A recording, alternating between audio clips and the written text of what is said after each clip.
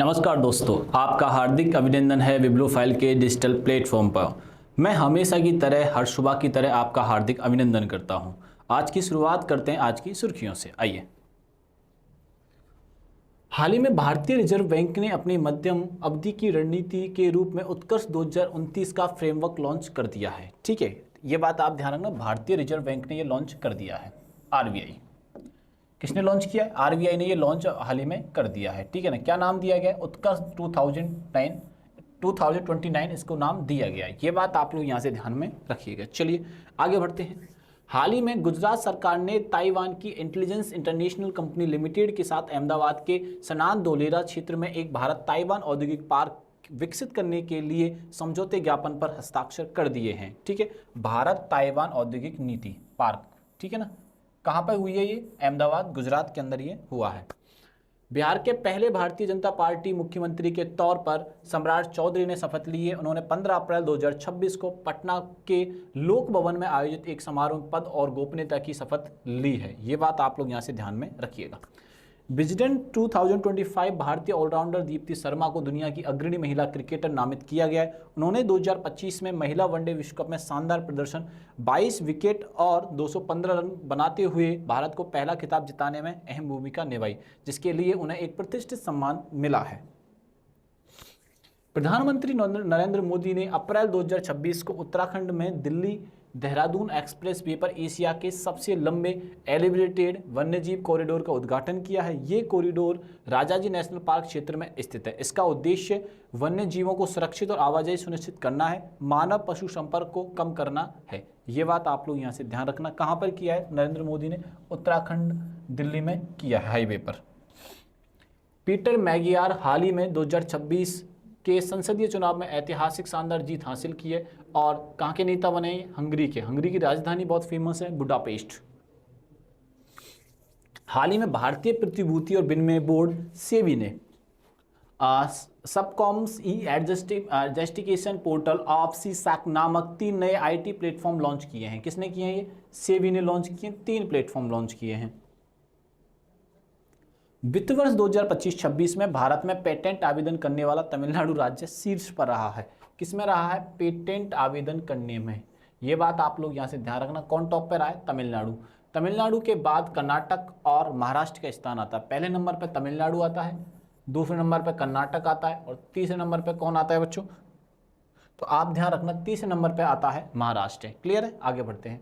इस अवधि में भारत में कुल 1,43,729 पेटेंट आवेदन दायर किए गए, जिसमें 69% से अधिक घरेलू योगदान है, जबकि 30.2% वृद्धि पिछले वर्ष फाइनेंशियल ईयर 2025 की ऐतिहासिक रिकॉर्ड दर्ज किया है। आइए पहला क्वेश्चन करते हैं। हाल ही में वित्त वर्ष 2025-26 भारत में पेटेंट आवेदन करने वाला शीर्ष राज्य कौन बना है? पेटेंट आवेदन करने वाला शीर्ष राज्य अभी हाल ही में हमने जाना है। आइए देखते हैं। हाल ही में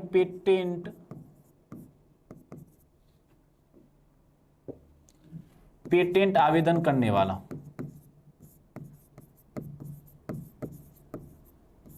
नंबर 1 जो स्टेट बना है भारत का, वो बना है तमिलनाडु। ये तो है फर्स्ट। दूसरे नंबर पे आता है कर्नाटक, सेकंड नंबर पे कौन सा आता है? कर्नाटक। और थर्ड नंबर पे आता है महाराष्ट्र। ये बात आप लोग यहां से ध्यान में रखिएगा। पेटेंट दायर। अब आपके दिमाग में आता है कि पेटेंट क्या होता है सर? अब आपके माइंड में एक नई चीज आती है कि पेटेंट क्या है सर? तो पेटेंट क्या होता है बच्चों? एक डॉक्यूमेंट प्रूफ होता है। एक क्या होता है? डॉक्यूमेंट प्रूफ होता है। डॉक्यूमेंट प्रूफ होता है कि आपकी कोई कॉपी पेस्ट नहीं करेगा। जैसे एक मूवी का ही हम ले लेते हैं। जैसे किसी ने मूवी को पेटेंट करा लिया, किसी नेम को पेटेंट कराया, मूवी के नेम को। जैसे मैं बोला आपसे कि एक नाम पेटेंट करा दिया, रंग दे बसंती। रंग दे बसंती कि किसी भी मूवी का नाम रंग दे बसंती नहीं रखा जाएगा जब तक जो पेटेंट नियम करा रखा है उसकी एडवाइस के बिना और उसके परमिशन के बिना। जैसे आप राम ने पेटेंट कराया है किसका? रंग दे बसंती का। अगर कोई मूवी का नाम रंग दे बसंती रखना चाहता है, अगर मूवी का नाम रंग दे बसंती रखना चाहता है तो परमिशन राम से लेनी होगी। अगर राम की परमिशन के बिना मूवी का नाम रंग दे बसंती रख दिया तो वो उस पर कॉपीराइट क्लेम कर सकता है, उसके मानहानि का हर्जाना भी उसे पे करना होगा। जैसे आपने देखते नहीं यूट्यूब पे कॉपीराइट आ जाते हैं, होता वो कैसा, पेटेंट के जैसा ही कार्य करते हैं। पेटेंट थोड़ा सा डिफिकल्ट लॉ होता है, ये बात ध्यान रखना। तो ये किसने किया है, ये तमिलनाडु ने सबसे ज़्यादा पेटेंट दायर करने वाला एक राज्य बन गया है। ठीक है, भारत में अगर पूछा जाएगा कि पेटेंट सबसे ज़्यादा किस देश राज्य में हुए हैं भारत के, तो वो हुए हैं तमिलनाडु, फिर कर्नाटक, फिर महाराष्ट्र। ये बात आप लोग यहाँ से ध्यान में रखिएगा। चलिए आगे बढ़ते हैं। वित्त वर्ष 2025-26 में भारत में लगभग 1.44 लाख पेटेंट आवेदन हुए, जिसमें 30% की वृद्धि फाइनेंशियल 25-26 में की गई है। ठीक है ना। पेटेंट नए उत्पाद और नई प्रक्रिया के लिए माने जाते हैं और वैधता होती है इनकी 20 वर्ष तक। ठीक है, कब तक पेटेंट वैलिड होते हैं, तो 20 ईयर्स तक वैलिड होते हैं। इस अवधि में तमिलनाडु ने सबसे अधिक पेटेंट आवेदन किए हैं तथा वैश्विक स्तर पर 6ठे स्थान पर है। ये वैश्विक स्थान पर भारत विश्व में कौन से स्थान पर है पेटेंट के मामले में, तो 6 पे है। ये बात आप लोग यहाँ से ध्यान में रखिएगा। हाल ही में 3 नए IT प्लेटफॉर्म समकॉम्स, ई एडजस्टेशन पोर्टल, सीसैक किसने लॉन्च किए हैं। ठीक है, तो ये लॉन्च किए हैं सेबी ने। ये लॉन्च किसने किए हैं बच्चों, हाल ही में सेबी ने लॉन्च किए हैं। ये बात आप लोग यहाँ से ध्यान रखना। 3 IT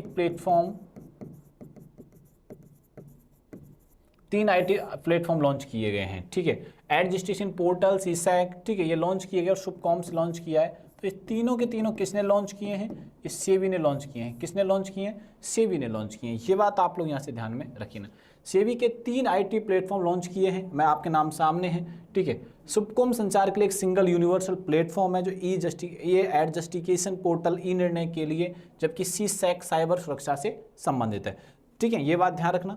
सुपरकॉम ये अपन पढ़ चुके हैं, ये बात अब सारी की सारी अपन को यहाँ से ध्यान रखना है। इन प्लेटफॉर्म का उद्देश्य एज डूइंग बिजनेस को बढ़ावा देना है। किस बिजनेस को बढ़ावा देना है, एज डूइंग बिजनेस को बढ़ावा देना है। ये आप यहाँ से ध्यान में रखिएगा। क्लियर है यहाँ से, ठीक है। आइए, हाल ही में पीटर मैगियार ने किस देश के प्रधानमंत्री का चुनाव जीता है। ठीक है, पीटर मैगियार ने,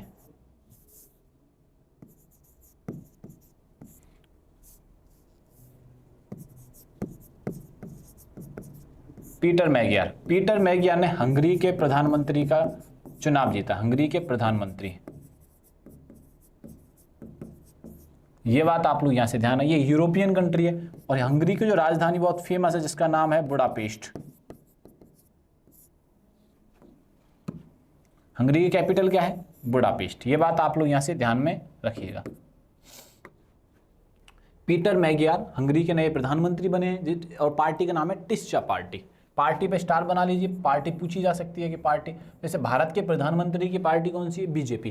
तो भारत के प्रधानमंत्री की पार्टी कौन सी है बच्चों, बीजेपी। ऐसे ही आपसे पार्टियों का नाम पूछ ही लिया जाता है। क्लियर है, आओ आगे बढ़ते हैं।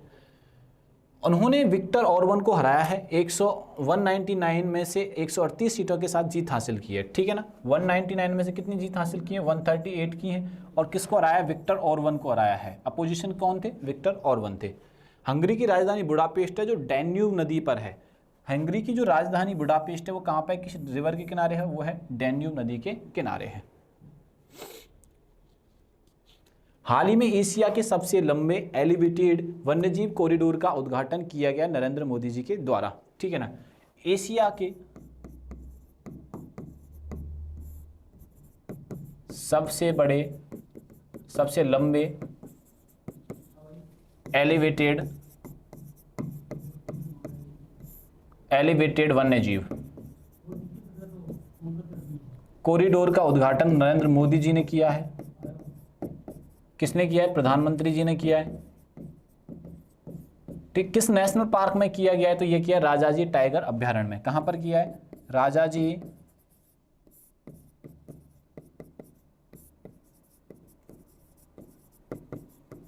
टाइगर अभ्यारण्य। ये बात आप लोग यहां से ध्यान में रखिएगा। एशिया का सबसे लंबा एलिवेटेड वन्यजीव कॉरिडोर टाइगर रिजर्व उत्तराखंड में राजाजी टाइगर रिजर्व में यह उद्घाटन किया गया है। ठीक है, कॉरिडोर लगभग 12 किलोमीटर लंबा। ये कॉरिडोर लंबा कितना है, 12 किलोमीटर। वो इसलिए है जीव जंतुओं की रक्षा के लिए कि मानव और जीव जंतु आपस में टकराए नहीं। मानव और जीव जंतुओं को आपस में ये क्या हो, टकराए नहीं, जिससे कि जनहानि बहुत होने की संभावना है। इधर हम जानवरों को नुकसान पहुंचाएंगे और जानवर मानवों को नुकसान पहुंचाएंगे। इस वजह से इसका उद्घाटन किया गया, इसको बनाया गया है। वन्य जीवों की सुरक्षित आवागमन के लिए बनाया गया है, ठीक है ना। यह परियोजना दिल्ली देहरादून एक्सप्रेस का हिस्सा है, जैसे यात्रा का समय 6 घंटे से घटकर अब 2.5 घंटे हो गया है, ठीक है। दिल्ली से देहरादून का पहला जो समय लगता था वो 6 घंटे लगता था, ठीक है ना। अभी ये टाइम घटकर कितना हो गया, मात्र 2.5 घंटे हो गए। ये बहुत हेल्पफुल रहेगा लोगों के लिए। हाल ही में विजडन ने 2025 के लिए किस भारतीय महिला क्रिकेटर को दुनिया का अग्रणी क्रिकेटर नामित किया है? ये भारतीय क्रिकेटर है, ठीक है ना, विजडन ने किया है, ठीक है। किसको किया है? दीप्ति शर्मा को किया है, दीप्ति शर्मा को किया। ये बात ध्यान रखना। इन्होंने वर्ल्ड कप में ऑलराउंडर प्रदर्शन किया, भारत को पहली बार वर्ल्ड कप जिताने में, वुमेन वर्ल्ड कप जिताने में मेन भूमिका निभाई थी। ऑलराउंडर प्रदर्शन के लिए इनको सम्मानित किया गया है, इनको सम्मानित किया गया है। ये बात आप लोग यहां से ध्यान में रखिएगा, ठीक है। भारत ने पहली बार वुमेन्स वर्ल्ड कप जीता, पहली बार भारत ने वुमेन्स वर्ल्ड कप जीता, ठीक है। और वुमेन्स वर्ल्ड कप टीम की कैप्टन कौन थी? हरमनप्रीत कौर।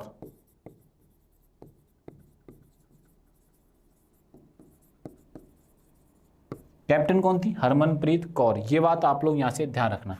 क्लियर बात समझ में आई कि नहीं है? ये बहुत इंपॉर्टेंट बात है, हमें यहां से याद रखना है। किस टीम को हराया था? तो हराया था साउथ अफ्रीका की टीम को, साउथ अफ्रीका की टीम को हराया था। ये बात आप लोग यहां से ध्यान रखना। भारत ने इसी वर्ष अंडर 90 वर्ल्ड कप भी जीता है, ठीक है। भारत ने इसी वर्ष मेंस T20 वर्ल्ड कप भी जीता है। ये बात आप लोग यहां से ध्यान में रखिएगा, ठीक है। बात समझ में आई कि नहीं आई? क्लियर है ये सारी चीजें? ये बात सारी की सारी याद रखनी है। और दीप्ति शर्मा को इस पुरस्कार से सम्मानित किया गया है। विजडन आल्मनेक 2025 के अनुसार दीप्ति शर्मा को महिला वर्ग में leading cricketer in the world cup चुना गया है। पुरुष वर्ग में यह सम्मान ऑस्ट्रेलिया के मिशेल स्टार्क को मिला है। किसको मिला है? मिशेल स्टार्क को सम्मानित किया गया है पुरुष में, ठीक है। महिलाओं में किसको किया? भारतीय क्रिकेटर दीप्ति शर्मा को किया गया। दीप्ति शर्मा ने अपने शानदार प्रदर्शन के कारण यह उपलब्धि हासिल की है। साथ ही अन्य श्रेणियों में भी भारतीय खिलाड़ियों को सम्मान मिला है। हाल ही में बिहार के पहले बीजेपी सीएम के तौर पर किसने शपथ ली है? बीजेपी का फर्स्ट सीएम, बीजेपी के बिहार में पहला सीएम चुने गए हैं। बिहार में फर्स्ट सीएम चुने गए हैं। ये बात आप लोग यहां से ध्यान रखना। और जिनका नाम आ गया है उनका नाम है सम्राट चौधरी। किन्हें चुना गया है? सम्राट चौधरी को चुना गया है। ये बात ध्यान रखना। सम्राट चौधरी से पहले सीएम कौन थे? नीतीश कुमार। सबसे अधिक शपथ लेने वाले बिहार के ही सीएम थे नीतीश कुमार। लगभग इन्होंने 10 बार बिहार की शपथ ली थी, ठीक है। अभी किसने ली है? सम्राट चौधरी ने ली है। और किस पार्टी से आते हैं? ये बीजेपी से आते हैं। ये बात आप लोग यहां से ध्यान में रखिएगा, ठीक है ना। ऐसा करने वाले बीजेपी के पहले व्यक्ति बन गए हैं जो सीएम की शपथ लेंगे। कहां पे लेंगे? बिहार के अंदर लेंगे। बिहार की राजधानी क्या है? बिहार की राजधानी है पटना। ये बात भी अपने को यहाँ से ध्यान में रखनी। अभी 5 राज्यों में चुनाव हो रहे हैं, वहाँ पे भी क्या परिणाम आते हैं वो देखते हैं, ठीक है ना। बाकी जो सीएम है भूपेंद्र भाई पटेल, तो भूपेंद्र भाई पटेल हैं गुजरात के, भजन लाल हैं राजस्थान के, और मोहन यादव हैं एमपी के। ये सभी, और सम्राट चौधरी कहाँ के बने? बिहार के। तो इन चारों स्टेटों में बीजेपी की गवर्नमेंट है। सम्राट चौधरी ने बिहार के पहले बीजेपी मुख्यमंत्री के रूप में शपथ ली है। उन्होंने 15 अप्रैल को पटना के लोक भवन में यह शपथ ली है। ये बात ध्यान रखना। और राज्यपाल कौन है? सैयद अता हसनैन हैं। और बिहार की राजधानी पटना यह राज्य के नेपाल के साथ अंतर्राष्ट्रीय सीमा साझा करती है। भारत और ताइवान औद्योगिक पार्क विकसित करने के लिए किस राज्य सरकार के साथ समझौता ज्ञापन पर हस्ताक्षर किए हैं? भारत और ताइवान, भारत और ताइवान के साथ गुजरात राज्य में समझौते पर हस्ताक्षर किए हैं। ये किसने किए? गुजरात ने, ठीक है। गुजरात के सीएम कौन है? मैंने आपको बताया था, भूपेंद्र भाई पटेल। यहाँ के गवर्नर कौन है? तो वो हैं आचार्य देवव्रत।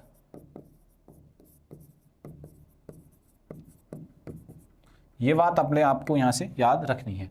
भारत और ताइवान के बीच औद्योगिक विकसित पार्क करने के लिए कहाँ पर, या किस जगह पे हुआ है ये हुआ है गुजरात के अंदर। ठीक है, ये बात आपने को यहाँ से याद रखनी। यह औद्योगिक पार्क गुजरात के सानद धोलेराम क्षेत्र में है। ठीक है, ये बात ध्यान रखना। इस परियोजना से लगभग 5 वर्षों में 12,000 रोजगार और लगभग 1,000 करोड़ रुपए का FDI मिलने की संभावना है। बात समझ में आई कि नहीं है? हाल ही में उत्कर्ष 2029 का रणनीति किसने लॉन्च की है? तो वो लॉन्च की है RBI ने। किसने लॉन्च की है बच्चों? RBI ने हाल ही में ये लॉन्च की है। ठीक है ना, उत्कर्ष रणनीति हाल ही में लॉन्च कर दी है। ठीक है ना, 2029 किसने लॉन्च की है? तो ये लॉन्च की है बच्चों RBI ने। किसने लॉन्च की है? RBI ने। ये बात आप लोग यहां से ध्यान रखना। भारतीय रिजर्व बैंक, भारतीय रिजर्व बैंक, इसकी स्थापना कब हुई थी? तो इसकी स्थापना हुई थी 1935 में। हेडक्वार्टर कब चेंज होता है? तो हेडक्वार्टर 1937 में चेंज होता है। हेडक्वार्टर कब चेंज होता है? 1937 में चेंज होता है। ठीक है ना। राष्ट्रीयकरण यानी नेशनलाइजेशन कब किया गया था? तो राष्ट्रीयकरण किया गया था 1949 में। ठीक है, हेडक्वार्टर कोलकाता से मुंबई ट्रांसफर किया गया था। ये बात भी अपने को यहाँ से याद रखनी है। ठीक है, उत्कर्ष 2029 भारतीय रिजर्व बैंक द्वारा लॉन्च किया गया है। ये बात ध्यान रखना। ठीक है, इसका उद्देश्य मजबूत कानून, ग्राहक केंद्रित दृष्टिकोण और समावेशी वित्त को बढ़ावा देना है। इसमें प्रभावी तकनीक, प्रतिस्पर्धी बाजार और भविष्य के लिए तैयार रहने जो 6 प्रमुख स्तंभ शामिल किए गए हैं बच्चों। ऐसे करके आज की घटनाओं पर हमने चर्चा की। वीडियो अच्छा लगे तो दोस्तों को ज़्यादा से ज़्यादा शेयर करिएगा और चैनल को सब्सक्राइब करना बिल्कुल भी नहीं भूलना है। आप अपना ध्यान रखिए। तब तक के लिए थैंक यू, धन्यवाद।